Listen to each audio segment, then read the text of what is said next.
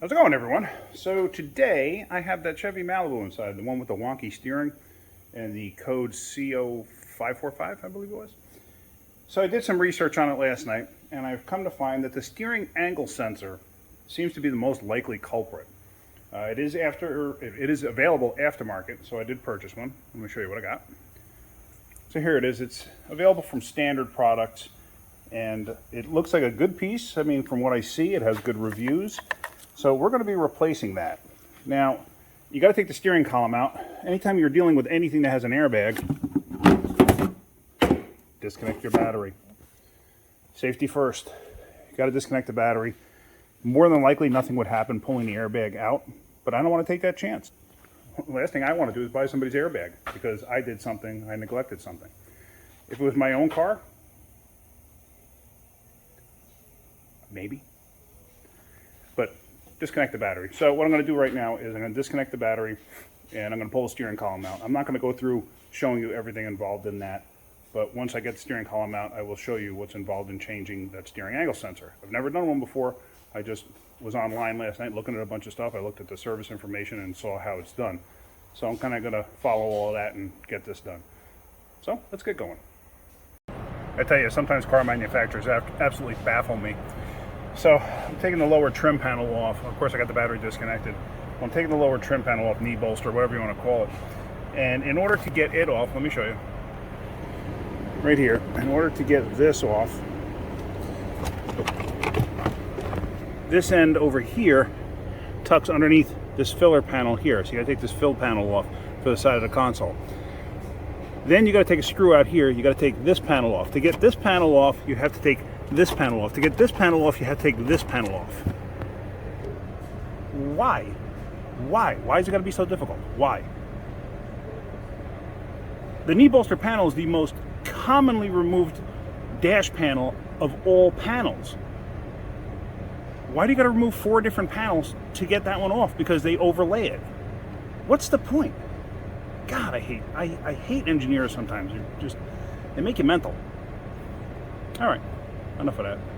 Let me keep going. So there, I unbolted this knee brace, whatever you want to call it. Keeps your knees from getting bashed into the brackets here. And now you can see the steering column. There's the electric motor for the assist, and it runs right through here. So I got to disconnect that coupler right there.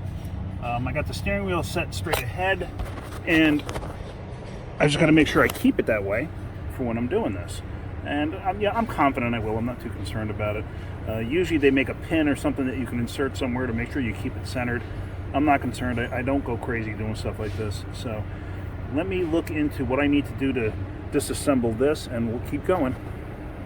I got the column covers off, and it looks to me, if I disconnect all the connectors back here, the harness actually loops over and I can leave it in the vehicle. So let me get those disconnected and go from there and see how that comes out. That worked well. I got it all out of the way, and I think I'm just going to tuck it up on this side just to keep it from bothering me while I'm pulling the rest of this out.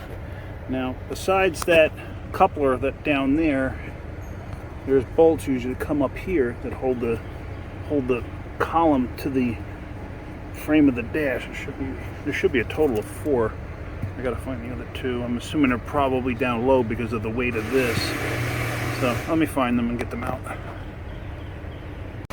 So I got the connectors off of the electric motor right there, and also, amazingly enough, there's actually a bolt that runs sideways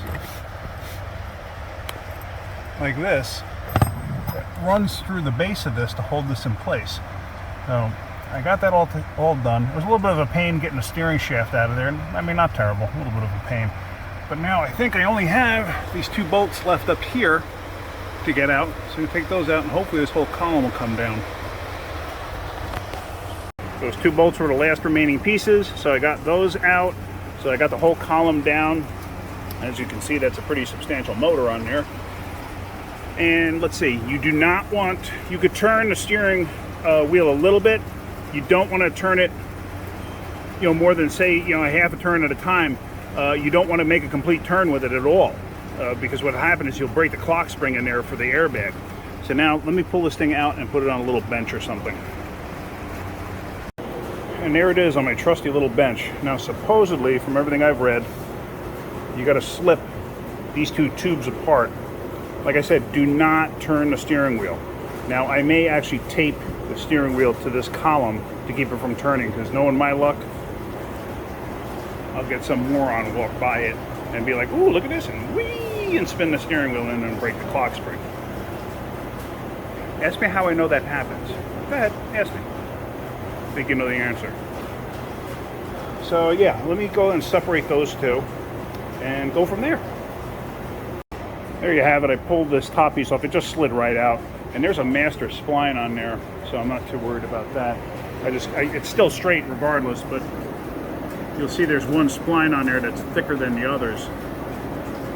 It's kind of like off-centered slightly, the top one right there. So now I have to take that massive snap ring out to get this collet off of here. Once I do that, then I'll have access to this sensor, which is located down there. So let me get this going. Tell you what, that was a substantial snap ring. It's strong. It's really strong. I just bought those Matco snap ring pliers. So now this is supposed to just come right off of there.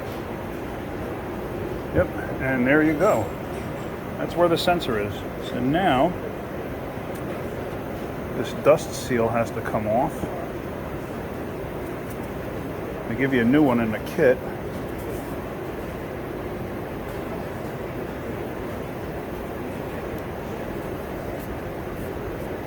And then that sensor will come out. You got to change all of this gasket here, seal, gasket, whatever you want to call it. But now I got to look up. I'm not 100% certain how that comes out. If it's just a slip-on fit, and it is. It does have a master spline right there, and it tells you on here. Let me shut that off. See that? The keyway must align to the shaft slot. So, and it's just about in the right position now. See that?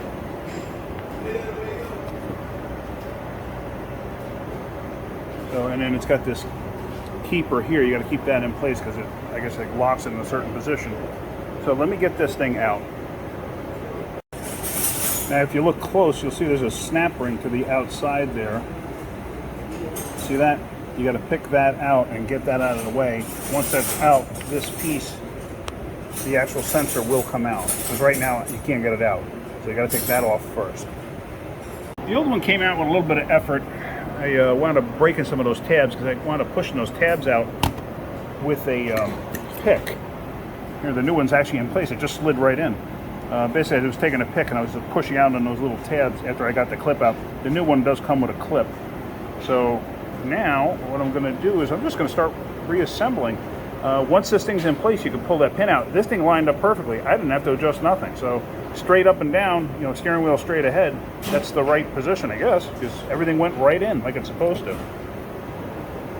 I did figure out that this piece, because I was looking at it, I was like, what the heck is this for? This is actually an alignment tool. This thing goes down on there before you put the sensor in place, and it lines the shaft up to here. It's just because it's like a keyway. So it just lines everything up the way it's supposed to be. But like I said, everything was in the right position. I didn't have to force nothing. It just slid right in place. So I got that in. I got that rubber gasket in place. I'm going to put this seal back on, this dust seal. This is a new one that comes with the kit.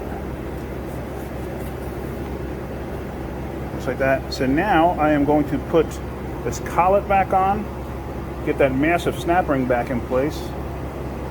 And let's see. Yeah, the new sensor comes with the harness. I just got to connect that there. And then I'm going to put the column back on it. You know, the upper piece. All right, let's keep going with that. Obviously, I can't forget to pull the pin out because that would be a problem. Oh, just like that. Like I said, that just holds it in place so you line that spline up with that and you don't turn anything and distort it. I guess it's got to be in the exact right position. So, and there's actually a learn procedure I'm supposed to have to do with my scanner once I'm done with this. So the snap ring is now in place, as you see there. Now, anytime you put a snap ring in place, if you have an opening, like here's an opening where if you don't want to put the end of the snap ring over here and like have it overhanging, because that's basically a recipe to have this thing walk its way out. You don't ever want that to happen. Like if you're building a tranny or whatever, you want to have these away from any like cogs or whatever, any openings that are there, only because, like I said, it's a recipe for having the stuff walk out. So let me assemble the column part now.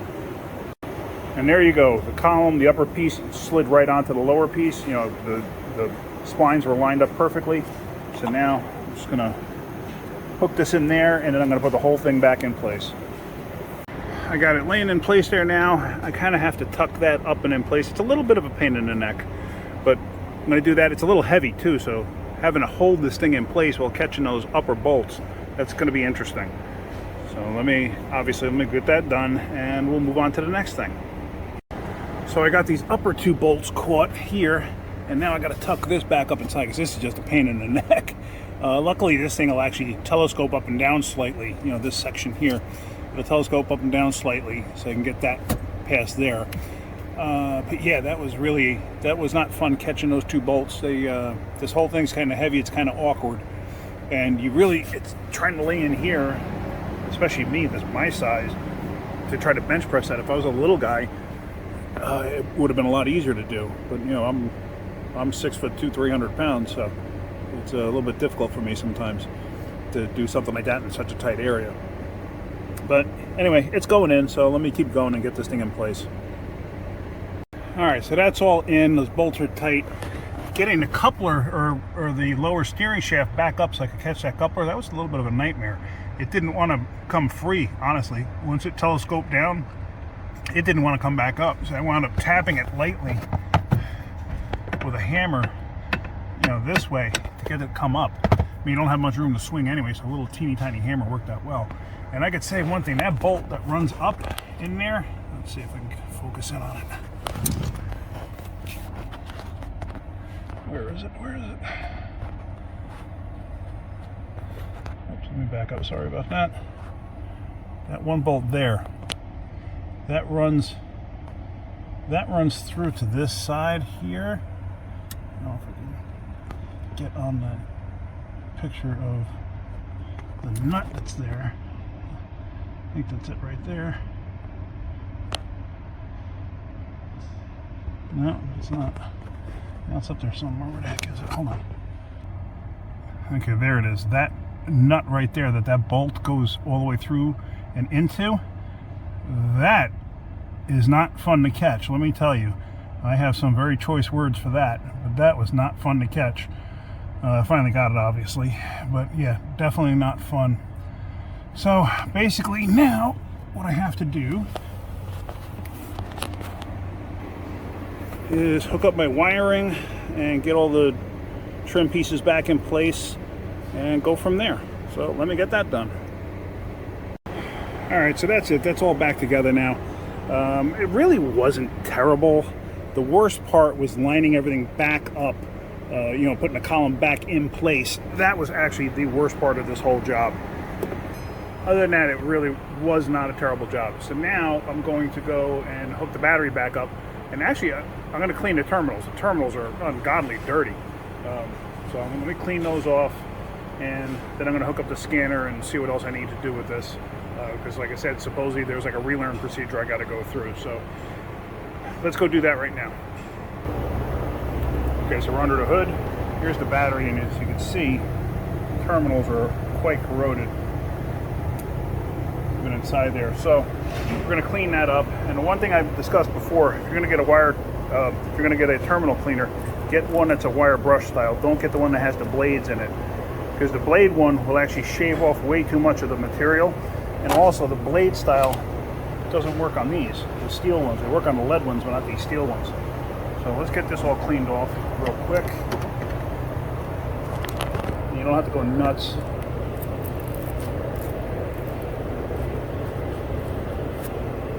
A couple of turns. All the corrosion's off. Just like that. And now we're going to reverse this like this, and we're going to clean off those cable ends. So So I can't do that and hold the camera at the same time, so let me just get that done. And there you go, all nice and clean. It's about as good as I can get it. You can see some of that corrosion is inside those little fillets there. But all nice and clean, and I gotta go back together. So here we go. I got the scanner hooked up. I didn't go into the system yet. I haven't even started anything yet. But let's key on. Oh, it would help if I put it in park. Alright. Let's see.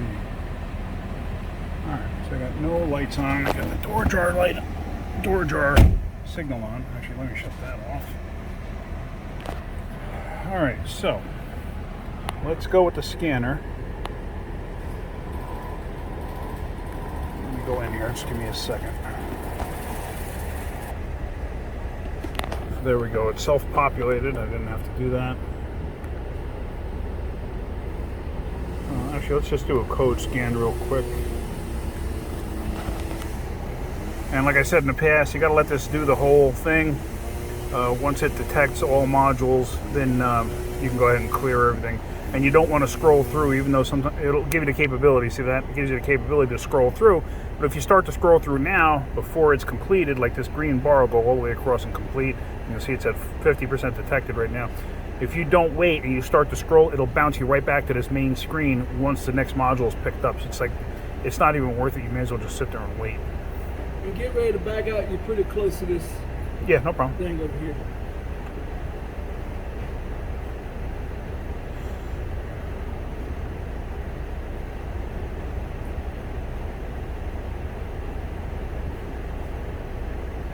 As you could hear, that was Joe, and that's another reason I don't do full-on videos, is because there's so much talking and stuff going on here that just can't get it done. All right, so that's good. So that did everything, and I don't think that code would self-clear.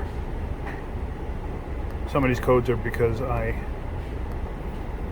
had the stuff disconnected before I disconnected the battery before. All right. C545, history DTC. Okay. But then again, remember what I said yesterday, the all of a sudden the steering started working fine. It wasn't yesterday, it was 2 days ago. Alright, so I'm going to let it clear everything out.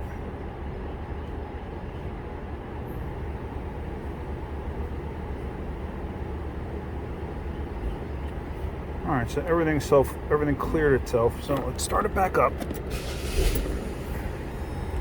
And now let's go into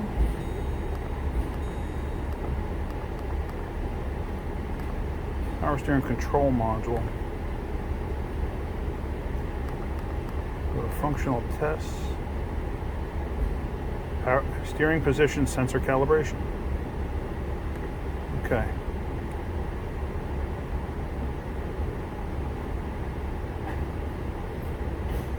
You may need to turn the steering wheel all the way. So I guess it does it as soon as you go into it. Okay. Okay, so that's already done. Actually, move my scanner.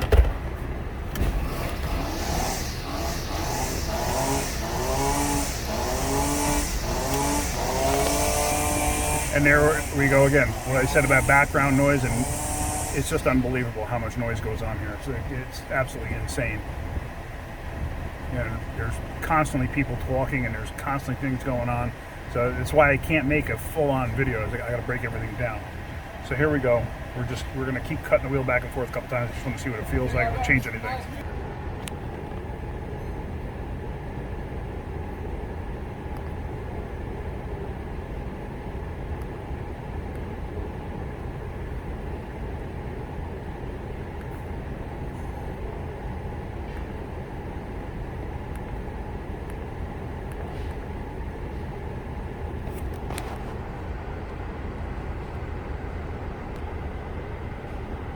So there we go, we're into codes. No codes current. No codes history. Alright, so I'm good with that. Alright, so let's take it on a road test and see what happens. Ready? Alright, I just went on a 15-mile road test, and everything feels really good in this thing. I don't feel anything out of the ordinary. The steering feels perfect. Let me just show you real quick. Here we go again. This is what I was doing the last time, and remember, it would bounce back, it would vibrate, it would do all sorts of weird stuff. And I got none of that now. It absolutely works beautifully. So let me, real quick, pull up the scanner one last time. Look at current codes, no codes. Hello, back out. Hello, back out. Okay. History codes, no codes. Alright. So let's shoot it down the street, my little dead end street here. See what it does. Everything feels fine. I think I hear a rear wheel bearing going out on this thing though. I never really drove this thing beforehand. I have driven this car in the past, but I didn't drive it this time. The steering wheel is off a hair, but it was like that from before. I actually do recall that, because I believe I recommended a wheel alignment the last time it was in. And I don't know if you can hear that clicking every once in a while. Listen real close. There, right there. That's actually the cancel cam for the turn signals, because the turn signals don't cancel, but that was like that. That has nothing to do with what I just did.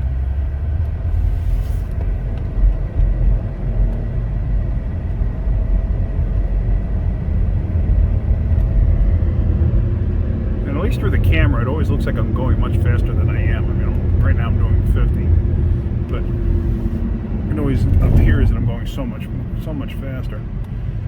All right. So that's it. That's a success. I'm very happy with that. That's the first time I've ever done one. I used to do the, it's a similar piece on the older Yukons and Suburbans and stuff like that, like up to the 99 steering angle sensor. It's the same piece technically. And those are actually relatively simple. You just take the lower collar, the lower steering shaft, you unbolt it from the column, take that off, and then the actual sensor comes in from the backside. They're very simple to do. I did a whole ton of those. This is very similar, but obviously there's a lot more involved in taking it apart. So, but anyway, I'm happy with that. So, anyway, that's it. If you're getting anything out of my videos, hit that like button. If you could, please subscribe. Tell your friends to subscribe too, please, if you could. All right, that's it for now. You guys have a great day. Keep wrenching.